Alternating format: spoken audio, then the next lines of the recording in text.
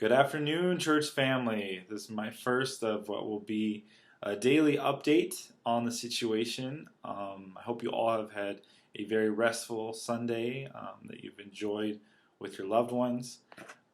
Just to update you about the situation real quick before we get into a short word of encouragement. I don't want to take too much of your time. I know that your Sundays are precious. But we've had 99 reported cases in the state of Georgia of COVID-19 coronavirus. And within those 99 cases, we have had one fatality. So I'd ask as you pray tonight, you remember that family in your prayers. Gwinnett County itself has had 4 reported cases, which has put us in the minimal to moderate risk category, which, given the fact that in our faith-based organization, we serve all age groups, not just the young, but also the elderly, as well as the very, very young.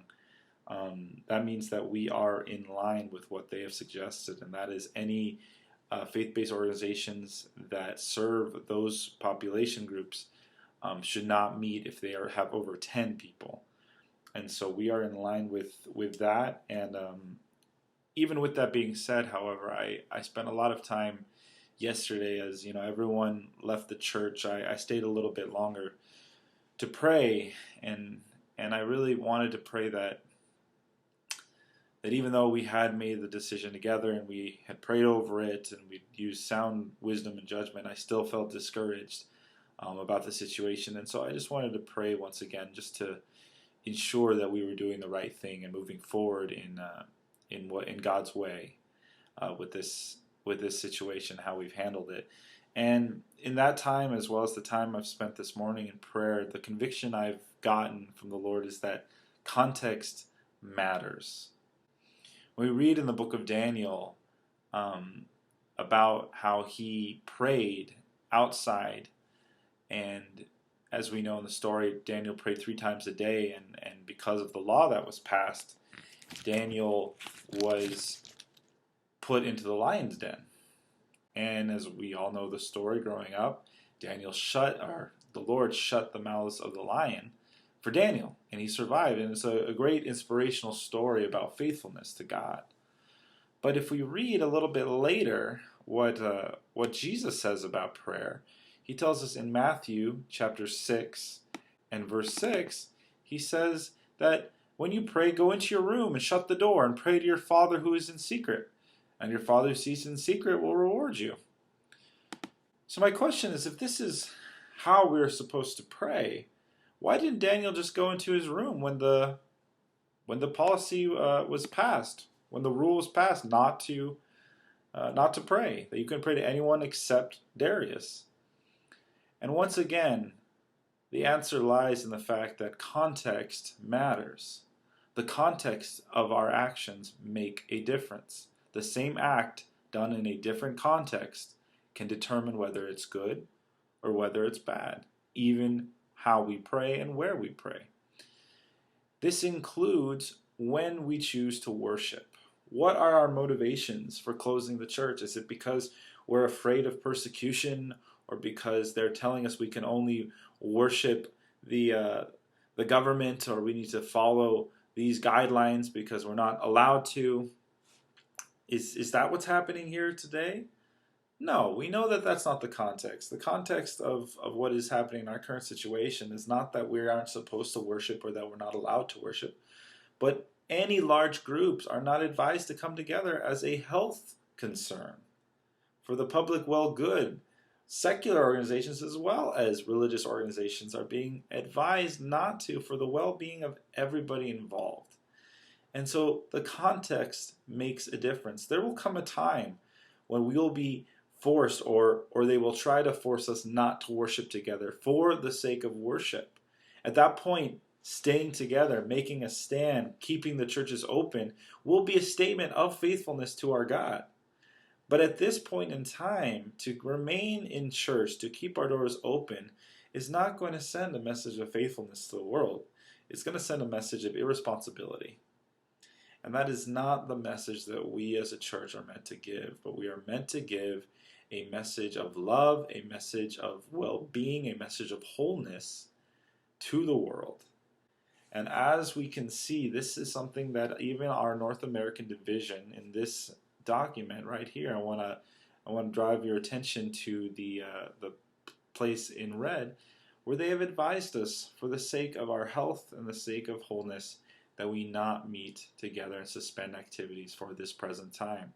So are we following the principles of God? Are we following good, sound principles? I believe we are.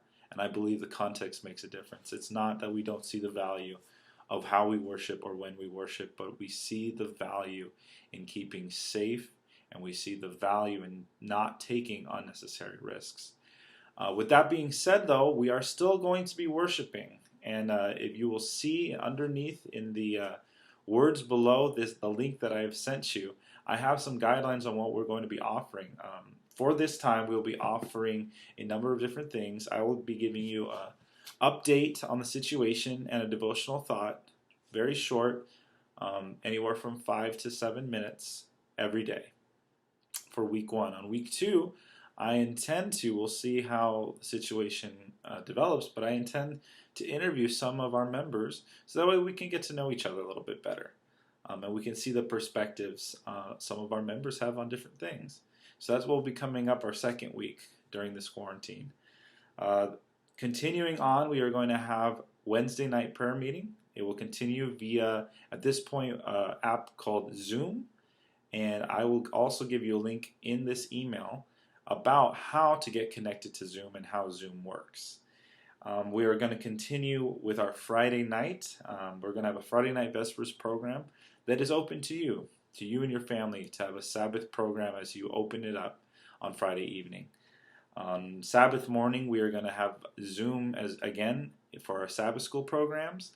And we're also going to have another YouTube link with a program for our church program. Now, with our church program and with our Friday night Vespers, the key to making this special and making it unique and making it something that the Lord will see how grateful and happy we are to simply be alive, we need all hands on deck. This is an all hands on deck situation in which we need your participation. Now, there are 3 ways that you can get us your participation for these events. You can either send me a text, an email, or create a short YouTube video that you send me the link. There's a Google Sheet doc that you will have in this email that will show you different slots to sign up for. Please be respectful and considerate to those who have already put their name in a slot. There are several to go around, so please do not put your name multiple times in the same event. You can do multiple events, but not for the same event. So please participate. You and your family create a short video that will complete the task that you have signed up for. I'd like this to be completed and finished by Wednesday so that I can compile and finish the video and prepare it for Friday night and Sabbath morning. We're going to be doing that for those 4 events, and I would once again ask all hands on deck to participate in this event. So what you will do once again is go to that Google Doc, sign up, put your family where you are at, record the video. If it's a prayer, if it's a song, if it's a different creative element that you and your family decide you want to do to participate, maybe it's a testimony, whatever it may be, record that on either your phone or on your computer and either text it to me, email it to me, or if it's too large, create a YouTube account if you don't already have one. It's free. Create a YouTube account, upload it to that account, and once it's done rendering, take that link and send it to me. If anybody needs help in any part of that process, please let me know. Once I get all the videos, we are going to be putting them together to have an incredible program. So I'm very excited about how we're going to be processing and moving forward. I hope you are too. Please let me know if you have any questions. My contact information once again is right here. And we are going to do an incredible job as we wait out this crisis that's going on around us with calm and open hearts. Thank you and have a wonderful evening.